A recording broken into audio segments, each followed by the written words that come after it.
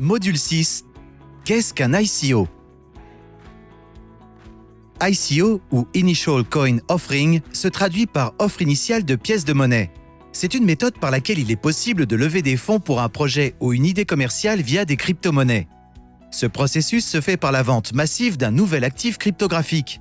Autrement dit, lorsqu'un token est créé via la blockchain de devises fortes existantes pour être vendu massivement à des investisseurs en échange de monnaie fiat ou d'autres crypto-monnaies. Lorsqu'une personne ou une entreprise souhaite obtenir un financement par cette méthode, elle doit passer par les étapes suivantes. 1. Création d'un white paper, où le projet à exécuter ou ce qui doit être fait avec les fonds est expliqué en détail.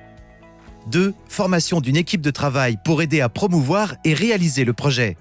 3. Création d'un prototype du résultat final ou simulation du projet. 4. Conception et lancement d'un site internet avec toutes les informations correspondantes au projet. 5. Réaliser une grande campagne pour promouvoir le projet et obtenir des avis favorables qui rendent l'idée beaucoup plus attrayante pour les investisseurs. 6. Enfin, à travers la blockchain, programmer un smart contract qui gère le token qui sera vendu pour lever des fonds et effectue la vente en fonction des conditions préalablement définies. Normalement, les ICO sont réalisés en 2 étapes, pré-ICO et ICO. Pré-ICO.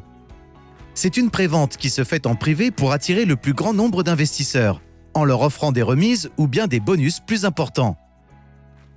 ICO. Il s'agit de la vente officielle et publique de l'actif cryptographique. Dans un ICO, un token d'utilité est échangé, ce qui ne représente pas une action du projet ou de l'entreprise en cours de développement. Mais il permet à son détenteur de réaliser certaines interactions organisées par les créateurs du cryptoactif. Comment échanger le token sur le marché contre de l'argent fiat ou une autre crypto-monnaie.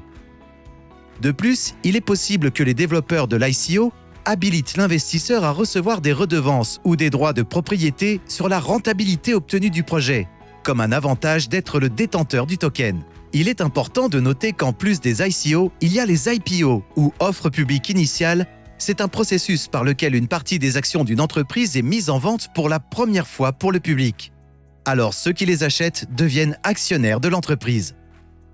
En résumé, une ICO parvient à lever des financements grâce à la commercialisation d'un token utilitaire. Et cette méthode, contrairement à une introduction en bourse, n'inclut pas la vente des actions de la société.